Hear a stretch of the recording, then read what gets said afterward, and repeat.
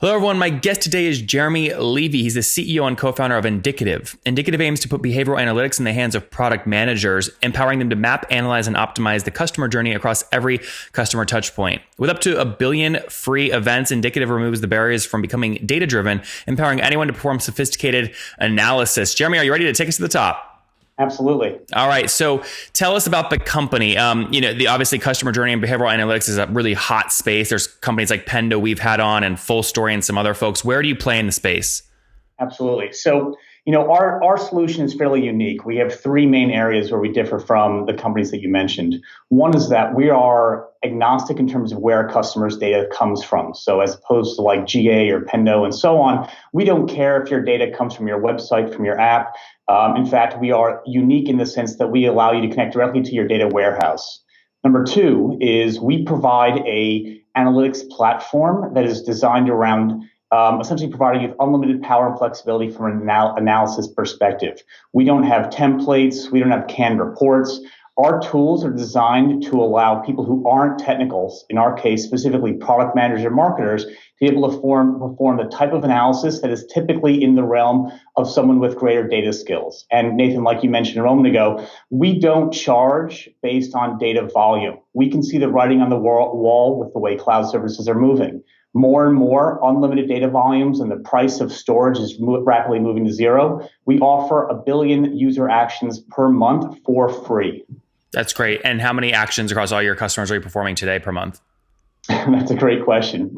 Many multiples of billions. I don't know the answer offhand. Okay. I'm curious. So I want to get more into the product, but give me a general sense first, the customers you're targeting. So I know you have a bunch of different cohorts, I'm certain of it, but on average, what's the customer pay per year for this?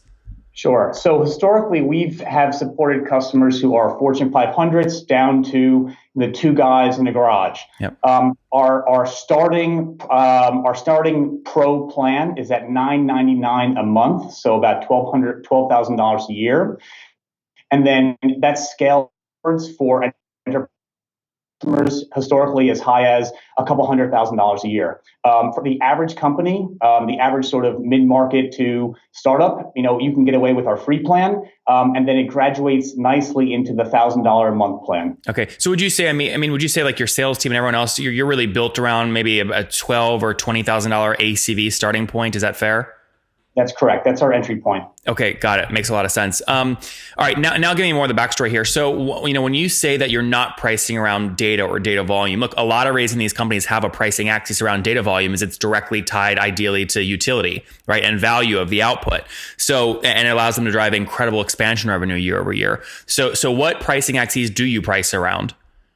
Sure. So given our background of primarily focusing on the enterprise, we have a suite of features that are targeted that only really become a factor for you once you reach a certain level of scale. So on the simple side, everything from things like training to single sign-on to more advanced data integrations. Our goal is to provide the suite of behavioral analytics tools that we offer to everybody, and then only worry about monetization once you reach a certain level of scale. And the similar model to what Slack and Hootsuite do, whereas they want to give you something that is really, really useful for free, but then only becomes something that you need to pay for as you scale it out and you become more dependent over time. Mm-hmm. And we have pricing tiers that allow you to do that without making it prohibitively expensive or difficult for you. Okay. And when you say until you reach a certain level, you're talking about once somebody hits that 1 billion user actions per month?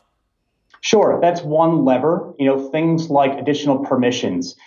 In our free tier, for example, everyone gets access to see the same data. There's no notion of different roles. There's no notion of enterprise single sign-on. These things are not showstoppers for many businesses, but once you reach a certain scale, from a governance perspective, from a permissions perspective, from a privacy perspective, these are things that become more and more important. Okay. Data retention, for example, where you where you locate your data, be it different regions of the world. Once you start hitting those types of limits, that's where our features come into play. That's when our paid plans come into play. So Jeremy, it sounds like to me what you're saying is really your upsells come from kind of additional module add-ons, whether it's single sign-on, white labeling domains, on-site training, things like that, not necessarily seat-based or usage-based metrics. You got it. We want our free plan to be incredibly generous. We want our free plan to be sufficient for 90% of our customers. I get that. I mean, I'm talking about upgrading. It sounds like it's really a module approach, not a data or usage model, and not a seat model. You got it. Exactly. Interesting. Okay, so how effective has that been? What does expansion look like usually from a year one customer to their year two renewal? So we've only opened up this free plan notion within the last 6 months. Historically, before that, we were doing primarily enterprise sales. So we're only really a few months into this plan, and the growth has been really surprising for us. We've doubled our acquisition month over month from when we launched this back in June, July. Okay, so just to be clear, you launched the whole company here in 2018 in July? No. The company is about 4 or 5 years old. We launched the freemium version, this free version, just in July of this past year, 2018. Okay, but just looking at your enterprise account, so like let's say someone signs up for year one, they're paying $1,000 per month, your middle tier. What I'm asking is, that's a $12,000 ACV account. What do you know based off what you know about usage and onboarding? What do you know they're probably going to grow to in year two? Sure. To be honest, we haven't focused on existing customer growth in that way. So, I'm just trying to think off the top of my head. Well, it's okay. Don't make it up. I mean, if expansion revenue hasn't been a focus, we don't have to go down that line of questioning. I was just curious. Yeah. So that's really not a focus. It's not been a focus. Yeah, that's fine. Okay, great. So launched in 2014. Good understanding of the product and the pricing. How many customers have you scaled to today? We have several hundred customers pushing about 1,000. Oh, okay. I mean, yeah, pretty healthy. So call it nine. Just to be clear, those are all paying, not your free people. No. Those are including the free customers. Okay, come on, Jeremy. Just the paid. How many paid? We don't share those types of numbers. I knew you were going to ask that. Okay. Well, you know why I ask it, right? I assume you're trying to back into our revenue. Well, no, it's for this exact reason. It's easy to say we have 20 million users, but guess what? You can be broke and losing a crap ton of venture capitalist money and have no company with a bunch of free users. So you said you launched. I'll give you a roundabout way to get there, which is the company is about 15 people, and historically we've operated at or around break even. Okay, 15 people. And where's everyone based? In New York City. Okay, got it. And these, just to be clear, these are all full-time? That's correct. Okay. I mean, look, so if you assume a base salary of, call it $5,000 per month, which is very conservative, I would say for New York City, that means you got to be doing about north of $1 million per year to be break even. I'm not. I'll leave it to you and your audience to speculate, but we don't comment on those numbers. Yeah, that's fine. By the way, I'm going to ask because the tactics you give us in terms of expansion and pricing axes and things like that will mean more if they're tied to real numbers. I mean, look, I would say actually your pricing's fairly weak because there's only one axis you can upsell against. You have no seat model, you have no usage model. It's really just your salespeople, if there are salespeople trying to sell additional modules. What does your sales org look like today? It's small. We're really focused around growing this free tier. If you think about sort of the stage of our business, although we've been around for a number of years, with this free plan, with this freemium model, we're really focused on the growth aspect there today. More so, not to say revenue isn't a focus, but it's not the primary focus right now. We're looking to leverage the mouth perspective. Tweaking the paid tier, the $1,000 a month tier, is something that we have on the near horizon, but not a focus today. And, I go as far as to say, the way our features and the things that are beyond the paywall right now will be tweaked in the future, but it's not the focus right now.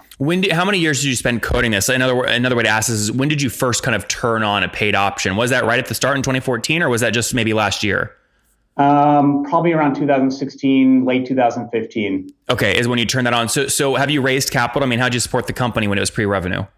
So for some context, the original intellectual property was spun out at a previous company that I had started that we exited. Meet Moi or Xtify? Meet Moi, that's right. Moi, okay. And then we raised several $1 million over 2 rounds. Up to date. Okay, and those rounds of funding, was that traditional equity, or did you use venture debt or convertible notes to get creative? Traditional equity. Oh, it was traditional equity. Interesting. And then, by the way, my research team said about 2 million. Is that accurate? Raised to date? It's greater than double that. Oh, okay, interesting. I wonder why that didn't come up in the S1 or in the filings. Okay, good. All right, so more than $4 million raised. That's great. And then walk me through the tech. That's actually interesting. So the company you exited, I believe, was to Match.com. Was that When I think Match.com, I think like Tinder, basically. Was this like relationship related software at first? So my background is a little bit diverse in terms of the industries I've worked in. The answer is we started the first location-based dating company in 2006 that really was built for mobile first. So we tracked location as people were walking around. We made real-time matches with people. That was a little bit of a lab for my co-founder and I. We developed not only the intellectual property around indicative, but we also developed what was the first enterprise CRM. Spun that out in 2008 into a company called Xtify, which we exited to IBM in 2013. That is now a core part of the messaging platform in IBM's Marketing Cloud. And so, we developed both of these technologies from really businesses that we had, we developed them really to scratch our own itch. Not to say I was, when we started the dating company, I was single. I'm married now, but so it worked. It did work indeed. I did meet my wife through the company. You did? Yes. Very good. You got to eat your own dog food, literally. All right. That's great. Churn's critical in any SaaS company. What is your churn today? And how does usually when you introduce a freemium offer, churn actually spikes. So I'm curious what dynamics you're seeing. So I'll be really direct. Churn is not a problem for us. Once customers are onboarded and and understand and learn our platform, they stay basically forever. Given our background, historically focused on the enterprise, we took a heavy hand with regards to onboarding customers.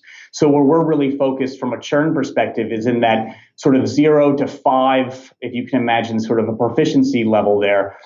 Getting people to become proficient at our tool is where our big focus is now. Once we get them over that hurdle, they stay forever. Mm-hmm. But getting them to become proficient in our tool is a big challenge for us right now, where we're spending a lot of time. So I want to measure kind of where you're at today in terms of your ability to do that. So people that actually ignore the free people that actually you do convert from free to pay, they put in at least, spend at least $1 with you guys. How many, what does that look like over the year? What, are we talking like 30% churn, even including the people that churn out and don't onboard?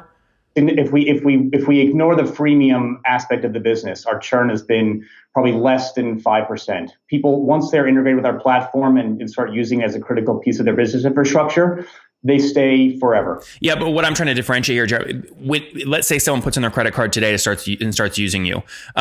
What you're saying is, if they start using us and get addicted to us, they're going to stay forever. Well, everyone would say that. What I'm trying to measure is with people that start paying you, how many of them do you actually successfully onboard? So ignore once they're all hyperactive. Of everyone who starts paying you, what is churn on that cohort annually? If we're only looking at the paid users, keep in mind the self-service asset of this platform has only been out for 3 or 4 months. We haven't churned a single one of those customers yet. If self-service free though, correct?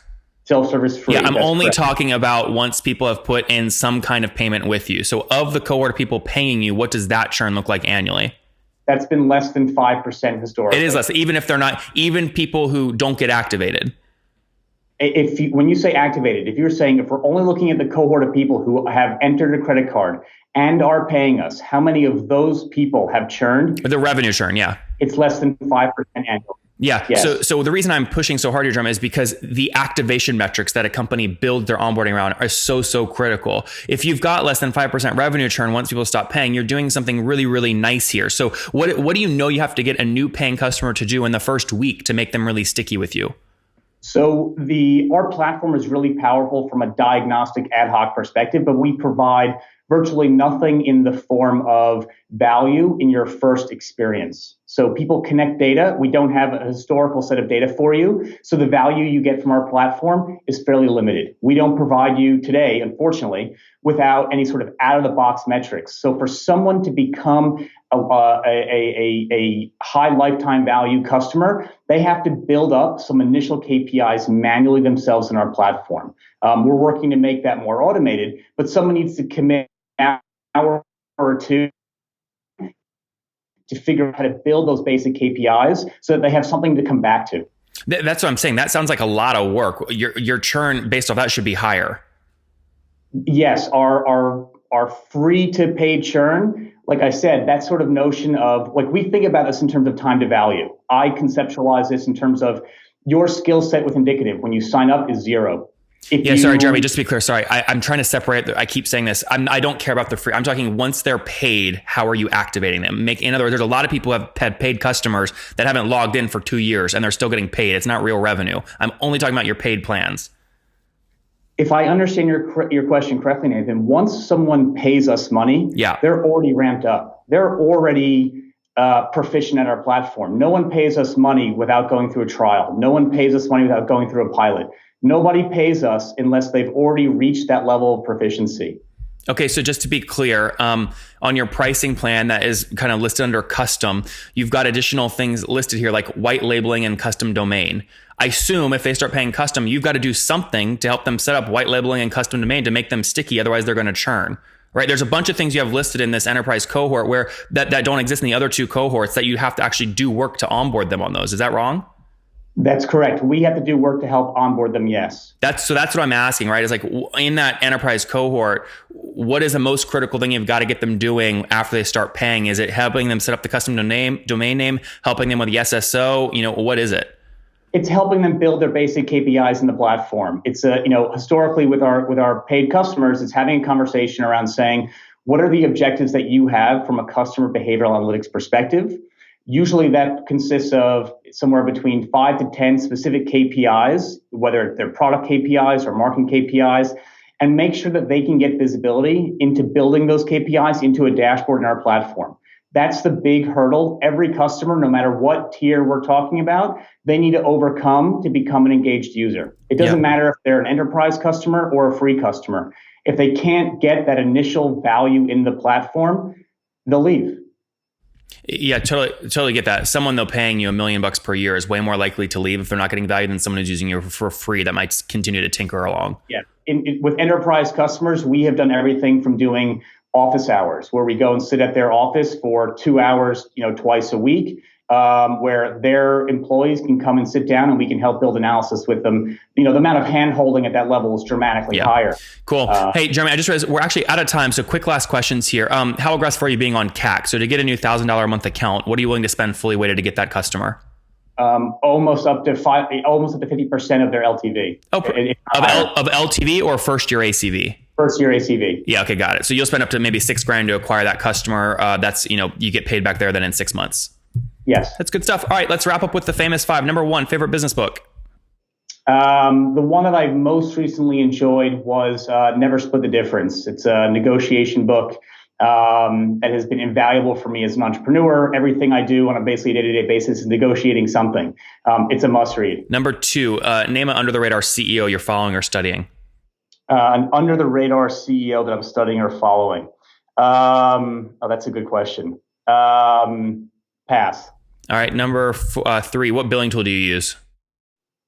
Sorry? What billing tool do you use? Stripe, and then we bill our enterprise customers manually. Oh, wow. Okay. Number 4, how many hours of sleep do you get every night? Oh my gosh. Maybe 7, 6. Okay. And situation, married, single, kids? Married. Any kiddos? No. No kids. And how old are you, Jeremy? 39. Take us home. What do you wish your 20-year-old self knew? Fire faster, pivot faster, hire faster, too slow to make decisions. Be more decisive. Guys, there you have it. Be more decisive. Do everything faster. Launched in 2014. Indicative, again, helping people make sense of their data streams no matter what the source is. Requires obviously you get in, maybe test around with their free plan, then obviously convert, hopefully, once you hit maybe 1 billion events or users per month, or you need one of their module upgrades like SSO or white labeling custom domains or just additional custom KPIs and data source integrations. They've had some success doing this. Currently, average price point called $1,000 per month. They've got 15 people in New York City. They've raised $4 million, less than 5% revenue churn per year. Jeremy, thanks for taking us to the top. Thanks, Nathan. Really appreciate it.